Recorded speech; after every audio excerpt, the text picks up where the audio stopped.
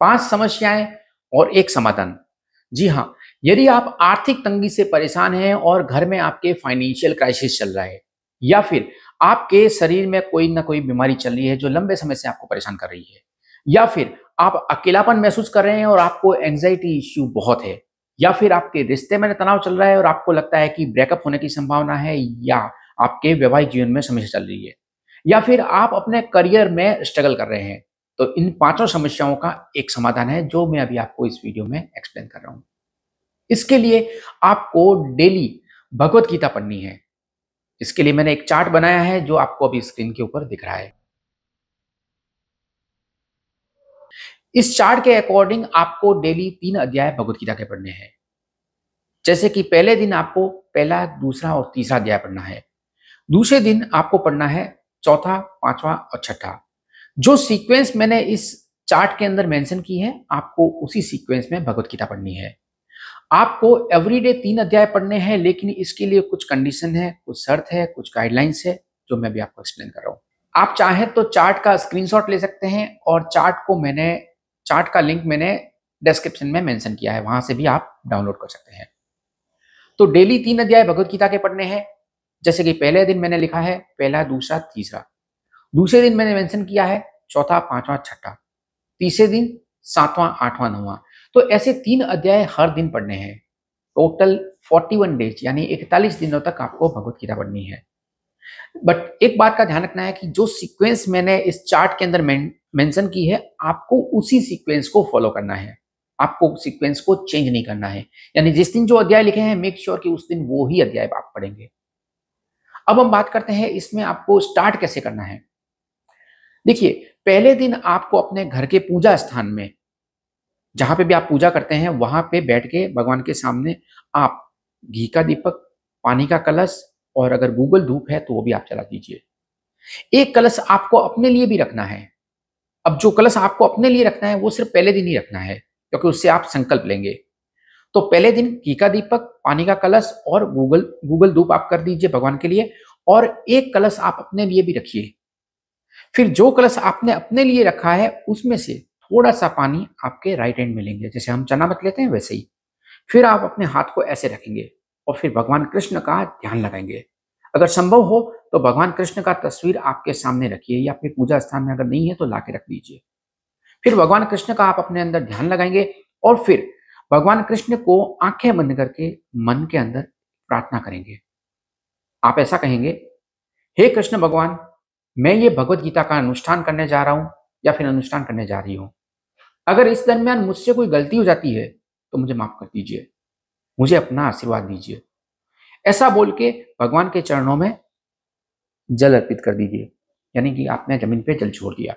इसको बोलते हैं कि आपने संकल्प लिया है कि आप ये अनुष्ठान क्यों कर रहे हैं। मेक श्योर कि जब आप ये अनुष्ठान कर रहे हैं तब आपका भाव भगवान श्री कृष्ण के प्रति होना चाहिए, मन में श्रद्धा होनी चाहिए। सिर्फ करने को कर रहे हैं ऐसा नहीं करना है, मन में भाव और श्रद्धा, पूरी श्रद्धा के साथ करना है, दिल से करना है, लगन से करना है। फिर आप एक संकल्प छोड़ने के बाद में आप एक संपुट बोलेंगे, जिसको बोलते हैं मंत्र। वो मंत्र मैंने हिंदी में इस चार्ट में सबसे नीचे लिखा हुआ है। वो मंत्र क्या है मैं आपको बोल के सुनाता हूं। हे राजन, विशेष क्या कहूं, जहां योगेश्वर श्री कृष्ण भगवान है और जहां गांडीव धनुषधारी अर्जुन है, वहीं पर श्री विजय, विभूति एवं अचल नीति है, ऐसा मेरा मत है। ये मंत्र आपको हर अध्याय शुरू करने से पहले बोलना है और हर अध्याय समाप्त होने के बाद बोलना है।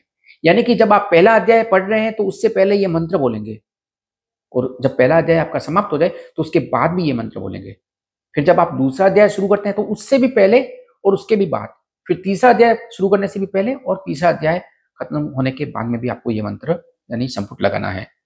तो संपुट हम तभी लगाते हैं जब हम उस अध्याय को सिद्ध करते हैं, उसका परिणाम बहुत अच्छा आता है। तो ये अनुष्ठान आपको, जो मैं सीक्वेंस आपको बताता जा रहा हूं, उसी के अनुसार ही आपको करना है। तो पहले दिन आपने, मैं फिर से रिपीट कर रहा हूं, आपने संकल्प लिया, हाथ में जल लिया, भगवान कृष्ण का ध्यान लगाया और आपने जमीन पे जल छोड़ा। फिर आपने संपुट बोला, फिर पहला अध्याय पढ़ा, फिर पहला अध्याय पढ़ने के बाद में फिर से संपुट बोला, फिर दूसरा अध्याय शुरू करने से पहले फिर संपुट बोला, जो मैंने मंत्र नीचे मेंशन किया है वो, फिर दूसरा अध्याय समाप्त होने के बाद में फिर से संपुट बोला। तो ऐसे करते करते आपको अध्याय पढ़ने हैं। अब आपको कुछ बातों का ध्यान रखना है। ये अध्याय का सीक्वेंस जो है वो आपका 41 डेज तक चलेगा। लास्ट वाले दिन यानी 41 डेज को आपको टोटल 6 अध्याय पढ़ने आएंगे, यानी उस दिन आपको समय ज़्यादा लगेगा। जब आप लास्ट 41 डेज पे 6 अध्याय पढ़ेंगे तब आपका सीक्वेंस थोड़ा उल्टा आएगा, जैसे कि 17, 18, 4, 3, 2, 1। तो इससे आपको घबराना नहीं है। ये कुछ कारण से मैंने आपकी प्रॉब्लम्स के हिसाब से ये चार्ट आपके लिए बनाया है। अब आपको कुछ बातों का जो ध्यान रखना है वो फिर से एक बार मैं थोड़ा-सा रिपीट करता हूँ उस चीज़ को। एक तो मन में भाव रखना है, श्रद्धा रखनी है, लगन के साथ करना है एंड मेक श्योर कि आप 41 डेज कंटिन्यूटी रखेंगे। यानी कि जब आपने शुरू किया तो 41 डेज लगातार चलने चाहिए। हाँ, अगर लेडीज का कोई बीच में पीरियड का टाइम आ जाता है तो उसमें 5 दिन का ब्रेक ले लीजिए, तो 41 डेज का वो 46 डेज पे शिफ्ट हो जाएगा आपका। अगर आपको लगता है कि आप ट्रैवलिंग कर रहे हैं और आपके पास डेली अगरबत्ती करने का या धूप बत्ती करने का या दीपक करने का सुविधा नहीं है या कहीं होटल में रुके हैं, बाहर रुके हैं, तो आप वहाँ पे सिर्फ भगवद गीता पढ़ के ही कर सकते हैं, कंटिन्यू कर सकते हैं।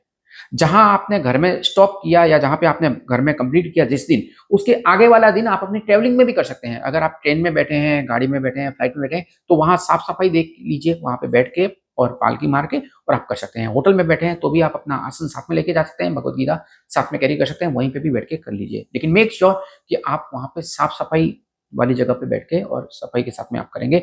और एक बात और कि जब आप ये करते हैं तो आप हो सके तो थोड़ा-सा बोल के भगवद गीता पढ़िए। जैसे जब आप अध्याय पढ़ते हैं तो आपके माउथ से थोड़े से वर्ड्स बाहर आने चाहिए। अगर ऐसा संभव है तो ज़रूर ट्राई करिए। नहीं तो आप मन में भी करेंगे तो कोई दिक्कत नहीं है।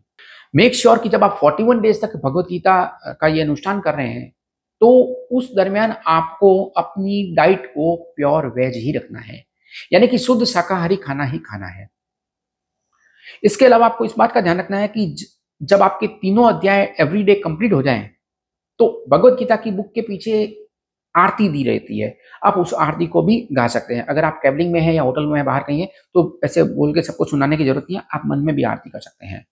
अच्छा, भगवद गीता आप कोई भी टाइम पे पढ़ सकते हैं। आपको लगता है कि आप सुबह कंफर्टेबल है, दोपहर को कंफर्टेबल है या शाम को कंफर्टेबल है, तो आप अपनी सुविधा के अनुसार भी पढ़ सकते हैं। ऐसा नहीं है कि आपको सुबह ही पढ़ना है कि दोपहर को पढ़ना है, कोई भी टाइम पे। जब आपका 41 डेज़ कंप्लीट हो जाए, तब आप कुछ अपने एंड पे दान पुण्य या फिर गौ सेवा आप कर लीजिए या कुछ भी आप ओल्ड एज होम में कुछ अगर आप सेवा कर सकते हैं, तो वो भी कर दीजिए। जो भी आपकी श्रद्धा अनुसार दान पुण्य सेवा जो भी होता है, वो आपको कर लेना चाहिए। ये अनुष्ठान करने से आपको 40 दिन से 60 दिन के बीच में ज़रूर आपको शुभ समाचार प्राप्त होगा और आपकी जो समस्या है उसका समाधान भी निकल जाएगा, आपको बहुत अच्छा लगेगा। अच्छा, एक बात मैं आपको और बताना चाहता हूँ कि जब आप ये अनुष्ठान स्टार्ट करते हैं, तो बीच-बीच में हो सकता है कि कुछ आपको अ ऐसी सिचुएशन बने जो आपको इरिटेट करे या आपको बीच में उठाने के लिए मजबूर करे। जैसे कि आप जब भगवद गीता पढ़ रहे हैं, तो हो सकता है बीच में किसी का फ़ोन आ जाए, कोई आपका दरवाज़ा नॉक करे कि कुछ काम है। इस टाइप की आपकी पेशेंस टेस्ट यानी कि एग्ज़ाम भी आपका होगा, जो आपको भगवद गीता करने से रोके। वो ग्रहों की वजह से ऐसा हो सकता है,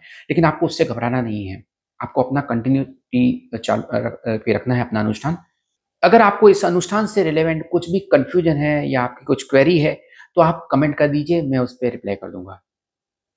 जय श्री कृष्ण, राधे-राधे।